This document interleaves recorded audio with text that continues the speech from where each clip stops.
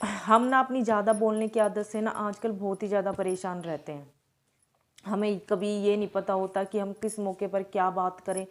तो आप भी इसी समस्या से परेशान हैं तो ये वीडियो आपके लिए हो सकता है। तो इससे पहले कि मैं आगे बढ़ूँ तो इस चैनल को सब्सक्राइब और शेयर करना ना भूलें। और इस कहानी को मैं सुनाना चाहूँगी ताकि आप अपनी जो ज़्यादा बोलने की प्रॉब्लम है उसको ख़त्म कर पाएँ। तो क्या होता है, एक गुरुजी के एक शिष्य थे जिनको आदत थी ज़्यादा बोलने की। उन्हें ये नहीं पता चलता था उन्हें कब कहाँ कैसे क्या बोलना है, लेकिन उन्हें क्या मतलब था कि बस मुझे बोलना है बोलना है बोलना है। उन्हें क्या नेगेटिव क्या पॉजिटिव, बस वो अपने विचार रखने से मतलब रखते थे शिष्य। तो कभी कोई ऐसे होता था, सोचता था कि उसका जो दोस्त बने हुए थे कि अभी इसको मैं अपनी प्रॉब्लम शेयर करूं, ये मुझे सुनेगा।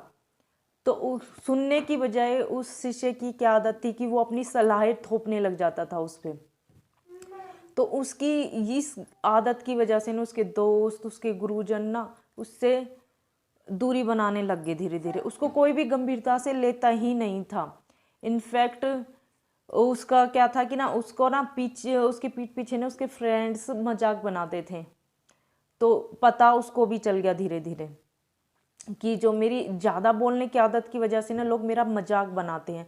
उसे लगता था कि मुझे ना सारा ज्ञान है और अपने उस आधे अधूरे ज्ञान के चलते वो अपने आप को रोक नहीं पाता था किसी के बीच में इंटरफेयर करने से, जिसका उसे हमेशा ही भुगतान करना पड़ता था। हर कोई उसका मजाक बनाता था, हर कोई उससे दूरी बनाने की कोशिश करता कि उसके पास ना जाएं, उससे दूर रहें। तो उसको जब धीरे धीरे पता चलने लगा तो उसने क्या अपने आप को ना चेंज करने की कोशिश करी कि वो कम बोलने लगे। पर वो ऐसा नहीं कर पाया क्योंकि वो आदत हो चुकी थी उसकी। फिर उसने एक दिन गुरुजी के पास गया, गुरुजी को उसने अपनी प्रॉब्लम बताई कि ऐसे ना मुझे ना ज़्यादा बोलने की आदत हो चुकी है और मैं सबके बीच में इंटरफेयर करने लगा हूँ और मैं इसको छोड़ना चाहता हूँ, मैं क्या करूँ। तो गुरुजी ने कहा, देखो बेटा, ज़्यादा वही बोलता है जिसे लगता है कि उसे पूरा ज्ञान है, उसे बहुत ही ज़्यादा जानकारी है, वही ज़्यादा बोलता है। वह इंसान जो कम बोलता है, इसका मतलब है कि उसे पता है कि मुझे पूरी जानकारी नहीं है और मुझे और ज़्यादा जानकारी इकट्ठी करने की ज़रूरत है। तो तुम्हें ना पहले ये अभिमान अपने अंदर से निकालना होगा कि तुम्हें सारी ज्ञान की जानकारी है या तुम्हें सब कुछ पता है। तो शिष्य को थोड़ा थोड़ा समझ में आने लगा। उसने क्या करा, गुरुजी के आगे अपने शीश झुका दिया। फिर गुरुजी ने कहा कि देखो बेटा, मैं तुम्हारे अंदर से ना एक दिन में तो ये ज़्यादा बोलने वाली आदत नहीं हटा सकता, लेकिन मैं तुम्हें ये बता सकता हूँ कि किन मौक़ों पर तुम्हें चुप रहना चाहिए और ये धीरे धीरे धीरे कोशिश करके तुम ही ख़त्म कर सकते हो अपने अंदर। तो उन 5 मौके उन्होंने बताए, वही मैं आपको बताना चाहूँगी।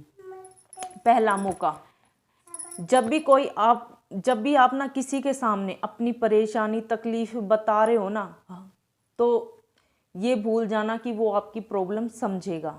पहली तो कोशिश आपको ये करनी है कि अपनी परेशानी तकलीफ अपने दुख दर्द ना किसी को ना बताओ, क्योंकि ये टाइम ऐसा है कि ना आपके दुख तकलीफ परेशानियां ना सुनने वाला कोई नहीं है।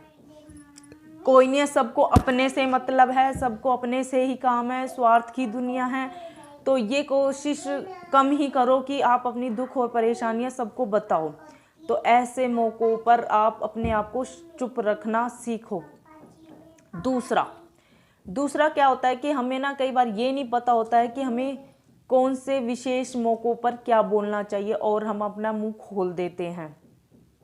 सपोज दैट शादी का एक माहौल चल रहा, हंसी खुशी का, आप वहाँ पे मरने मराने वाली बातें करने लग जाते हो, तो ये बहुत ही ओवरड हो जाता है और इस आप मजाक का पात्र बन जाते हो। कई बार क्या होता है कि आपको ना किसी चीज़ की जानकारी है बट आधी अधूरी, और आधा अधूरा ज्ञान ना हमेशा दुखदाई होता है। तो आपको ऐसे मौक़ों पर ना चुप ही रहना चाहिए। ठीक।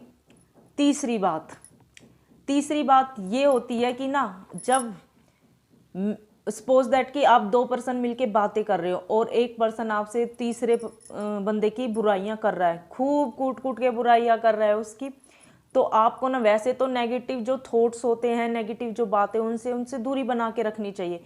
फिर भी अगर वो ऐसा कर रहा है और आप उसके खास हो तो आप उसको सिर्फ सुनो, उसको सिर्फ सुनो, अपने मुंह को मत खोलो, बिल्कुल भी चुप रहो, क्योंकि तुम्हारा जो हाँ ना भी अगर तुम करते हो ना तो आप बिल्कुल उस बुराई के पात्र बन जाते हो। और हो ना हो जिस दिन उस तीसरे को पता चलेगा ना, क्योंकि आपका जो हाँ ना है ना वो हो ना हो वो जो तीसरा बंदा है ना उसकी आप भी बुराई कर रहे हो, तो आप बिल्कुल चुप रहो। और चुप नहीं रह सकते तो वो स्थान आप बिल्कुल छोड़ दो। अगर तुमने उस इंसान का ना किसी भी बात का जवाब दिया या नेगेटिव आपने कुछ भी बोला, तो इससे आप बहुत ही ज़्यादा परेशानी आपको झेलनी पड़ सकती है, इसलिए आप ऐसे मौके पर चुप रहें। फोर्थ पॉइंट, जब भी आप कोई भी आप पर गुस्से से, घृणा से चिल्लाए, जोर जोर से गुस्सा करे, तो आपको चुप रहना चाहिए। लेकिन इसका मतलब ये नहीं कि आप हर किसी के सामने चुप रहें। ये भी कुछ खास रिलेशन होते हैं जब आपको चुप रहना चाहिए। आपके मदर, आपके फादर, आपके पर्सनल रिलेशंस, आपको यहाँ पर चुप रहना चाहिए। बट कोई और बाहर का अगर आपको परेशान करने की कोशिश कर रहा तो आपको बिल्कुल चुप नहीं रहना चाहिए। Fifth point, note a list. Fifth point का क्या मतलब है कि सपोज दैट कोई आपको अपना समझता है, आपको खास मानता है और आके अपनी परेशानियां आपको बताने की कोशिश कर रहा है, तो आपको उसे सलाह नहीं देनी है, उसको कुछ भी राय नहीं देनी है, आपको सिर्फ सुनना है। उसको ध्यान से सुनना है कि क्या हुआ है उसके साथ, क्यों इतना परेशान है। इससे क्या होगा, जब वो अपनी सारी परेशानियां, सारे दुख तकलीफें आपके सामने बोल देगा ना, एंड में ना उसे बड़ा रिलैक्स मिलेगा। उसे लगेगा कि किसी ने तो मुझे समझा है जिसे मैंने अपना कहा है। तो कोई अगर आपको अपना समझकर आपके सामने आके अपनी परेशानियां, तकलीफें बता रहा है ना, तो आप प्लीज़ सुनो, अपनी राय नहीं देना, ठीक है। अगर आप ये 5 टिप्स फॉलो करते हो ना तो आप किसी भी परेशानी या दुख से बच सकते हो।